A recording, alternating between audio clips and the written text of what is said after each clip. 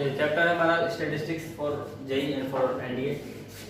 ठीक है, तो इसमें हमें पढ़ना होता है measure of central tendency, measure of dispersion, correlation, regression और कुछ और टॉपिक्स हैं। तो हम लोग स्टार्ट करने वाले हैं। ये पहला लेक्चर है स्टैटिस्टिक्स का, 3 लेक्चर और आएंगे इसके, फिर चैप्टर कंप्लीट। तो हमारा टॉपिक है आज का major of central tendency. Central tendency क्या होता है? जब किसी पूरे डाटा का जो उस डाटा के बारे में हम लोग सिर्फ एक वैल्यू को देख के बता सकते हैं कि वो डाटा कैसा बिहेव करेगा, तो उस पर्टिकुलर वैल्यू को बोलते हैं मेजर ऑफ सेंट्रल टेंडेंसी। मतलब एक वैल्यू को देख के हम लोग बता सकें कि वो पूरा डाटा का बिहेवियर क्या होगा, तो उस वैल्यू को बोला जाता है मेजर ऑफ सेंट्रल टेंडेंसी। ठीक है, इससे जो टाइप्स हैं वो बेसिकली हम लोग पढ़ते हैं। एक तो mean, median and mode. Major of central tendency में हम लोग यही 3 टॉपिक पढ़ते हैं, mean, median and mode. Mean के फिर टाइप्स हैं arithmetic mean, arithmetic mean, geometric mean, harmonic mean. ठीक है, तो ये हो गया हमारा सेंट्रल टेंडेंसी का पूरा topic, mean, median and mode. Mean के अंदर आते हैं arithmetic mean, geometric mean, harmonic mean, फिर मीडियन और फिर मोड। तीनों क्या है, इनका प्रॉपर्टीज क्या क्या है, ये हम लोग डिस्कस करेंगे अब एक एक करके सबको। चलिए देखिए, तो पहले हम लोग करते हैं कि मीन क्या है, मीडियन क्या है।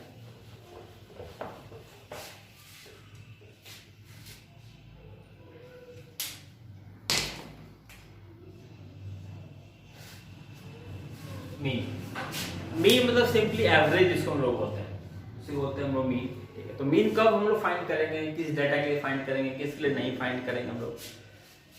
तो मीन में बेसिकली होता है सम ऑफ ऑल ऑब्जर्वेशन, है ना,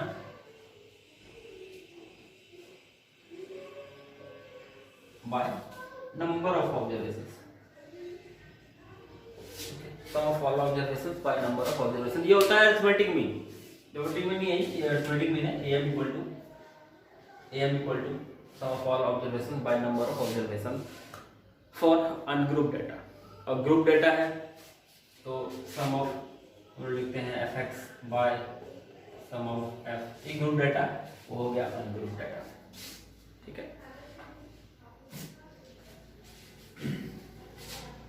इसमें होता है कंबाइंड मीन। कंबाइंड मीन होता है कि अगर हमारे पास मान लीजिए 2 डाटा है, ठीक है, 2 डाटा है, एक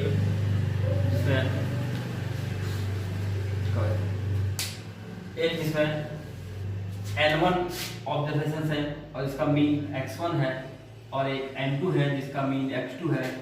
ठीक है, तो कंबाइंड मीन होता है n1 x1 plus n2 x2 by n1 plus n2। This is called combined mean. ठीक है, 2 डिफरेंट डाटा है पास, एक n1 विथ x1 मीन और एक n2 विथ x2 मीन। तो इसका कंबाइंड मीन होता है n1 x1 plus n2 x2 by n1 plus n2। ये हो गया कंबाइंड मीन, ये हो गया मीन। अब है मीन का प्रॉपर्टी क्या क्या है, कुछ इंपॉर्टेंट प्रॉपर्टी मीन के।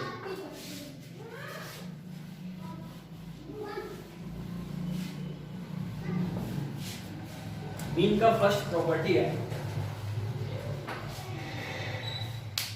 मीन का जो प्रॉपर्टी है वो ये है कि वो चेंज ऑफ ऑरिजिन और चेंज ऑफ स्केल दोनों पर डिपेंड करता है।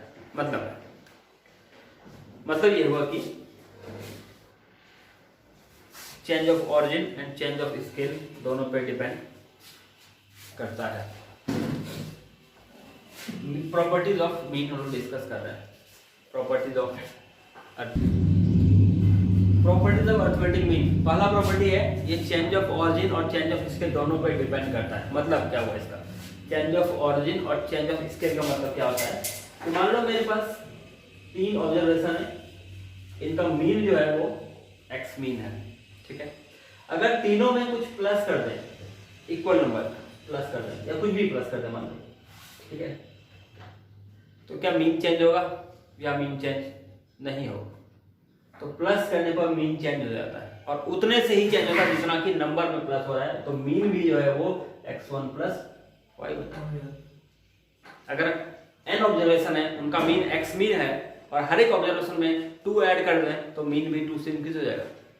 अगर हर एक ऑब्जर्वेशन में माइनस कर दें तो मीन भी उतना से ही माइनस हो जाता है।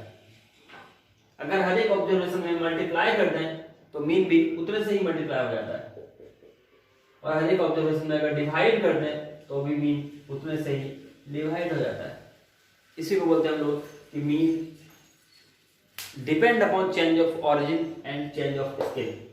प्लस माइनस मल्टीप्लाई डिवाइड चारों से ही अफेक्टेड होता है, चारों पे डिपेंड करेगा मीन, अरिथमेटिक मीन। क्वेश्चन ये पूछा जाएगा तुमसे बताओ कि 10 ऑब्जर्वेशंस का मीन 20 है और हर एक ऑब्जर्वेशन में अगर हम लोग 3 ऐड कर दें तो न्यू मीन क्या हो जाएगा? 23। जितना नंबर में ऐड होगा उतना ही मीन में ऐड होगा, जितना नंबर में मल्टीप्लाई होगा उतना ही मीन में मल्टीप्लाई हो जाएगा। तो पहला प्रॉपर्टी हो गया, it depends upon change of origin and change of scale.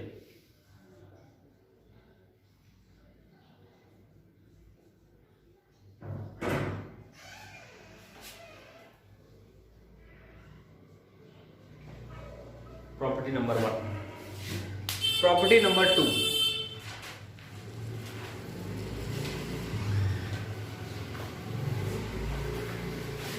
Mean जो है वो एक आउटर डेटा से, अगर मान लो हमारे पास की 10 ऑब्जर्वेशंस हैं और उनका मीन है हमारे पास x मीन, 10 ऑब्जर्वेशंस है, मीन है x मीन। अगर एक और डेटा को ऐड कर दे तो क्या मीन चेंज होगा, मीन इफेक्ट होगा या नहीं होगा? तो आउटर डेटा से मीन इफेक्ट होता है। जैसे मान लो हमारे 4 सब्जेक्ट में मार्क्स आ गए 80 करके, हमारा एवरेज बन गया 80, 5th सब्जेक्ट में हमने 95 ले आया, तो एवरेज तो चेंज होगा। तो ये हम लोग कहते हैं कि मीन जो है वो इफेक्ट होता है एक आउटर डेटा से। Mean affected by, number 2 property है मीन, है ना, affected by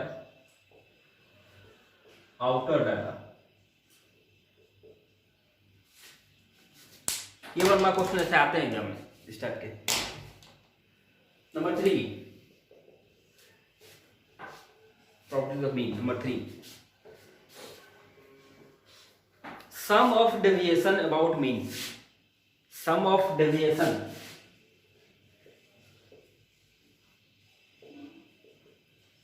about mean is 0।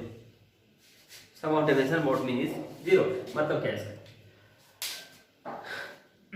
जैसे मान लो हमारे पास है A, B, C, D 4 number हैं, इनका मीन आ गया x मीन, ठीक है। अब अगर हम लोग A माइनस एक्स मीन करें, B माइनस एक्स मीन करें, C minus x mean, D minus x mean, फिर इनको अगर ऐड करें तो आंसर 0 आएगा।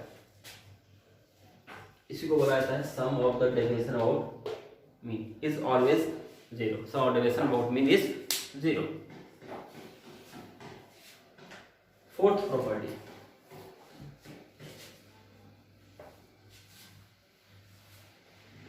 sum of square of the deviation, sum of square of deviation is least about mean। मतलब अगर हम लोग x minus x mean square का सम करें, x minus x mean square का सम, तो ये इसका वैल्यू सबसे छोटा होगा अगर हम लोग x मीन की जगह मीडियन से माइनस करें, मोड से माइनस करें या किसी और से, इसका वैल्यू लीस्ट होगा। That is called sum of the square of the deviation is least when taken about क्या, मीन। तो ये हमारा प्रॉपर्टी है, किसका प्रॉपर्टी है ये, मीन का। क्या, it depends upon change of order, change of scale. Number 2, mean affected by outer numbers, outer number आने से मीन इफेक्ट होता है। Number 3, sum of the deviation is 0, and number 4, sum of the square of the deviation is least when it is taken about क्या, mean। and next property, mean हम लोग तब find करते हैं जब हमारा डाटा सिमेट्रिक हो। Mean is suitable for symmetric data.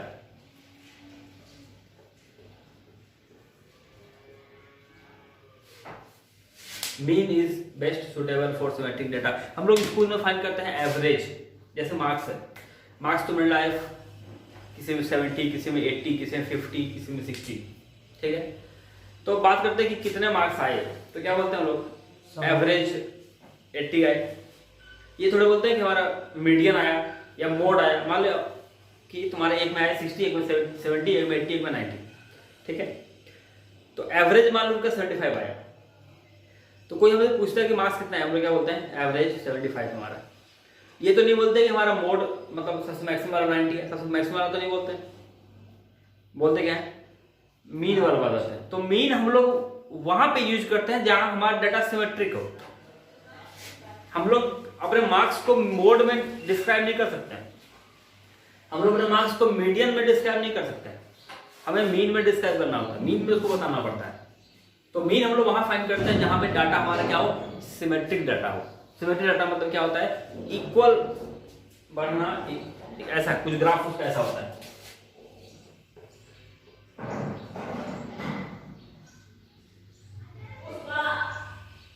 ऐसा कुछ ग्राफ सिमेट्रिक डाटा है, जितना उधर धीरे इधर इस तरफ जितना इतना बढ़ रहा है उतना ही उतना घट रहा है, इसको बोलते हैं सिमेट्रिक डाटा। और सिमेट्रिक डाटा के लिए क्या होता है, mean is best suitable for symmetric data, ठीक है। ये हो गया मीन का निकालने का मेथड, मीन का ये प्रॉपर्टी हो गया। मेथड सबको पता है, sum of frequency by sum of F होता है।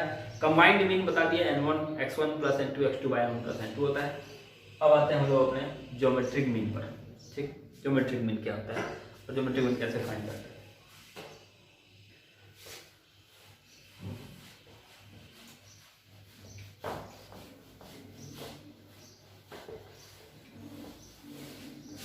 ऐसे ही क्वेश्चन पूछे जाते हैं हमारे मार्क में कि पूछा कि मीन इनमें से कौन सा ऑप्शन ट्रू है, mean affected by origin, change of scale, both, none of this, ये सब, ठीक है। Sum of deviation is reached when it is taken about mean, median, mode, mean, ये सब, ठीक है।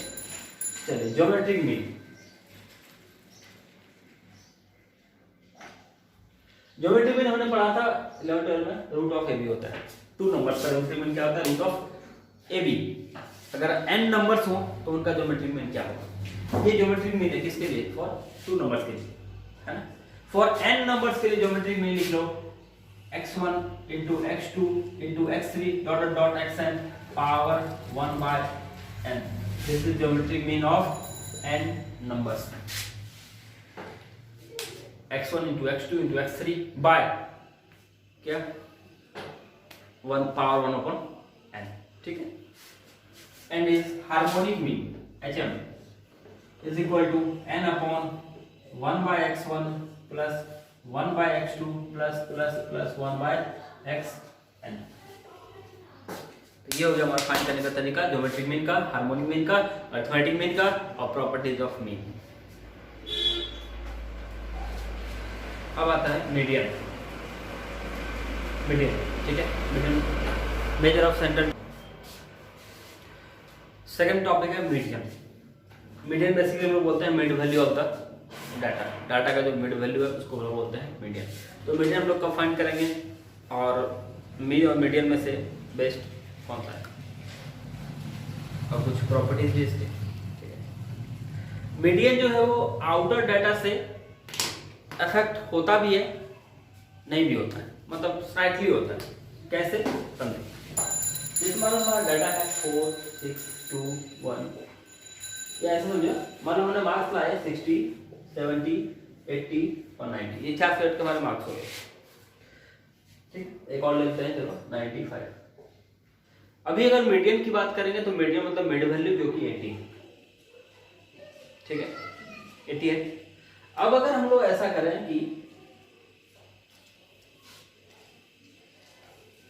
एक 600 का जो हमारा मार्क्स है वो आ गया 40, अब तो मिड वैल्यू बदल गया, चेंज हो गया, क्योंकि तो अब तो मिड वैल्यू क्या हो जाएगा, फिर तब ये और ये दोनों का लाइन 75 हो जाएंगे, मतलब पहले 80 मीडियन आता, अब 75 आएगा, स्लाइटली चेंज हो गया। तो मीडियन जो है वो आउटर वैल्यू से इफेक्ट होता है, बट स्लाइटली होता है, मीन की तरह नहीं होता है। इफेक्ट ये भी इफेक्ट होता है, नहीं बात नहीं होता है, बस कम होता है उससे, ठीक है। अच्छा, मीन जो है हम लोग सिमेट्रिक डाटा के लिए मीन फाइंड नहीं करते हैं, जो सिमेट्रिक नहीं है, मतलब स्क्यू डाटा, इसके लिए सूटेबल है कौन सा? मीडियन। ठीक, सिमेट्रिक डाटा के लिए सूटेबल है मीन, स्क्यू डाटा के लिए सूटेबल है मीडियन। ठीक है, मीडियन, इस डाटा के लिए हम लोग मीडियन ही फाइंड करते हैं, क्योंकि इसका जो मीन है वो बहुत ही कम होता है। कैसे होता है बताते हैं, जैसे कि इसका ग्राफ देख लो, बनेगा कुछ ऐसा।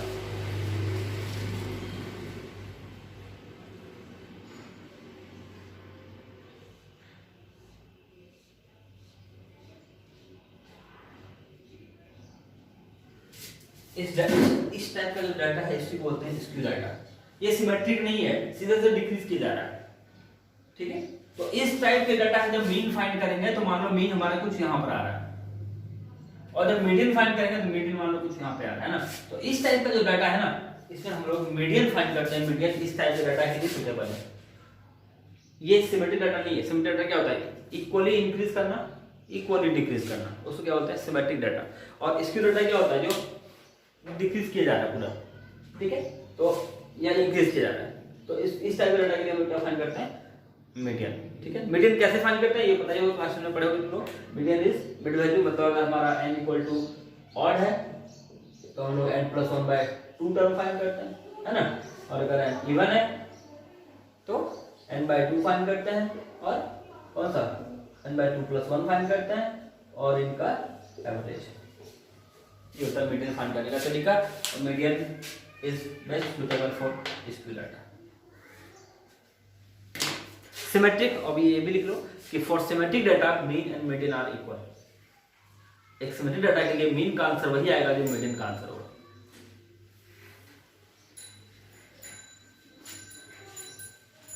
ठीक है ना। जैसे देखो सिमेट्रिक डाटा, देखो एग्जांपल, ये हमारे मार्क्स आए 40, 50, 60, 70, 80, 90, ये हमारे मार्क्स आए। ठीक है, बात करेंगे इनके एवरेज मार्क्स कितना आया, बोलेंगे तो 70 आया, इनका एवरेज 70 आएगा। बात करेंगे हमारा मीडियन मार्क्स कितना है, वो भी 70 ही होगा, है ना। तो for symmetric data mean and median दोनों क्या होता है? इक्वल होता है। ठीक है, सिमेट्रिक डाटा के लिए mean and median both are equal. Skew data के लिए मीडियन सुटेबल है, मीन नहीं। और ये रहा फाइंड करने का मेथड। ठीक है, अब आते हैं हम लोग अपने तीसरे टॉपिक पे, जो कि है mode. Major of central tendency का थर्ड टॉपिक, इसके बाद मेजर ऑफ डिस्पर्जन होगा।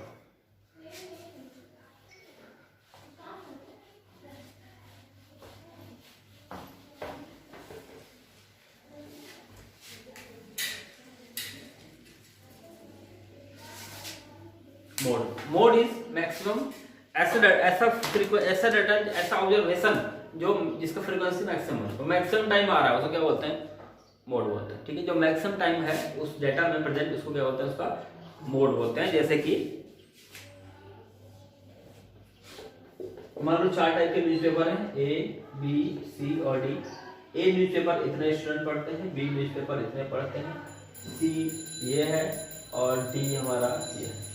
ठीक है, तो मोड की बात करेंगे तो ऑब्वियसली डी और डी जो है वो मैक्सिमम फ्रीक्वेंसी जो है, मैक्सिमम टाइम जो आ रहा है उसको क्या बोलते हैं? उसका मोड बोलते हैं। और mode is best suitable for, लिख लो, कैटेगरी, जिस डाटा का हम लोग ऑर्डिनल डाटा होता है, ऑर्डिनल डाटा या कैटेगरी डाटा, ऑर्डिनल या कैटेगरी बोलते हैं, जिसको कैटेगरी वाइज डिवाइड कर सकते हैं, उस डाटा के लिए मोड इज बेस्ट सुटेबल।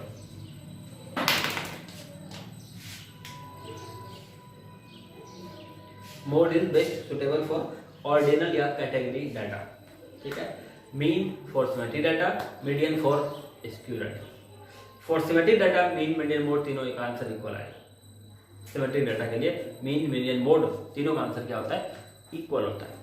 ठीक है, तो ये हमारा क्लास का, ये हमारा लेक्चर था यहाँ तक का, major of central tendency. Question क्या आएगा वो सुन लो एक बार। मेजर ऑफ सेंट्रल टेंडेंसी से पहले क्या होता है? सेंट्रल टेंडेंसी क्या होता है कि जब कोई एक नंबर हमारे पूरे डाटा का बता दे बिहेवियर, कि वो कैसा बिहेव कर रहा हो, तो उस वैल्यू को बोलते हैं मेजर ऑफ सेंट्रल टेंडेंसी। तीन टाइप का होता है, mean, median and mode. Mean फिर हो गए तीन टाइप के, arithmetic, geometric and harmonic. Question property याद कर लोगे पूरा, क्योंकि प्रॉपर्टी से क्वेश्चन पूछा जाता है, ठीक है। चेंज ऑफ ऑरिजिन से कौन सा इफेक्ट होगा, चेंज ऑफ स्केल से कौन सा इफेक्ट होगा, है ना, कौन सम ऑफ डेरिवेशन क्या होता है, कैसा, ये सब पूछा जाता है। और क्वेश्चन फाइंड करने का तरीका, वो तो छोटा छोटा टॉपिक है, जैसे मीन फाइंड करना आता ही होगा, कंबाइंड मीन बता दिए, मीडियन फाइंड करना आता होगा, ये सब 10th क्लास में पढ़ चुके हैं। तो ये हमारा क्लास हो गया मेजर ऑफ सेंट्रल टेंडेंसी का। नेक्स्ट वीडियो करेंगे हम लोग मेजर ऑफ डिस्पर्जन। तब तक के लिए थैंक यू।